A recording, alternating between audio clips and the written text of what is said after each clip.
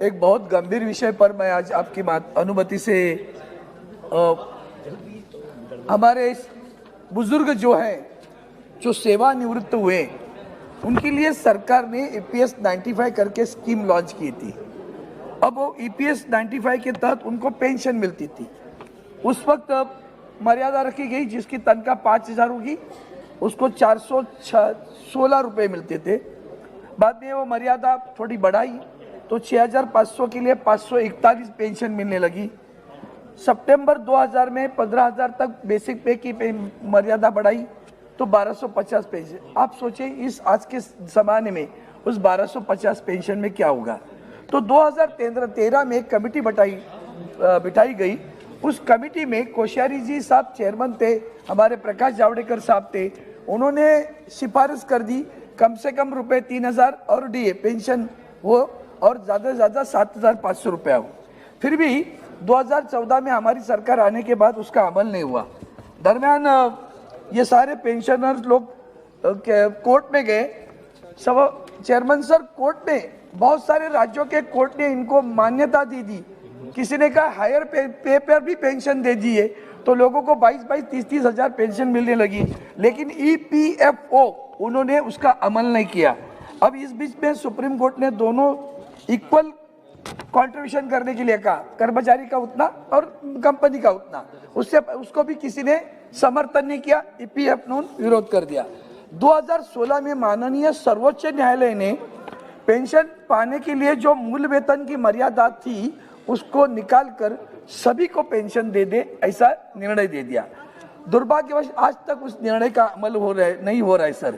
आज EPS pension के fund में 2,77,000 करोड़ रुपए जमा है सर, इतनी राशि है और अनक्लेम राशि तो 25,000 करोड़ के ऊपर है। इसलिए मैं आपके माध्यम से प्रार्थना करता हूं, माननीय प्रधानमंत्री जी भी इससे अवगत है कि ये बड़ा दुर्भाग्य कि करोड़ों लोग उसके लिए आज भी इंतजार कर रहे हैं 1,200-3,000 रुपये पेंशन मिलने के लिए। तो करीबन आज अभी एग्जाम्प्टेड लोग 84 लाख है और दोनों मिलकर 1,71,00,000 लोग हैं।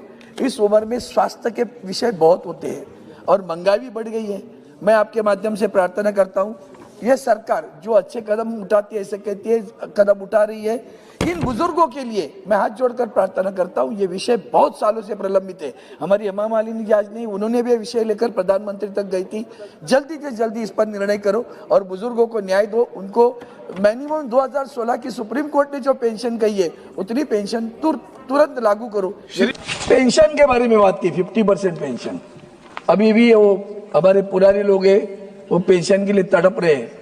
उनको जो मिलती है पेंशन वो 1,500, 1,200, 1,300, कितने सालों से हम बोल रहे हो यहाँ पेंशन नहीं बढ़ रही उनकी। किसको दे रहे पेंशन आप? गवर्नमेंट सर्वेंट्स को। अभी रहे क्या गवर्नमेंट सर्वेंट? नौकर भर्ती कितने सालों से बंद है। आप जो भी करते हो, इसलिए बोला कथनी और करनी में फर्क आपके रहता है। यूनिफाइड पेंशन स्कीम, आपने महिलाओं का सम्मान की बात की, ओलंपिक के लिए यहाँ बैठी थी, याद है?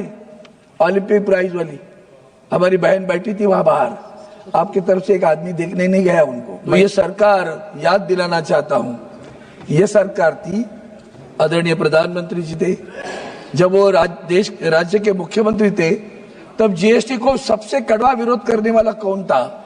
तो भारतीय जनता पार्टी थी। मनमोहन सिंह जी ने रखे थे, उसको ही उनको अवलंबन करना पड़ रहा है। यह भूल जाते हैं कि इन्होंने पहले क्या कहा था, आज क्या कह रहे हैं। फोकस ऑन एजुकेशन, काय का फोकस है? आप क्या करते हो? आज भी सर इस देश में आप भी जानते हैं, हम भी जानते हैं, यहाँ बैठे हमारी बहन भी जानती है, ऐसे गांव हैं कि जहाँ एक टीचर है, एक शिक्षक है।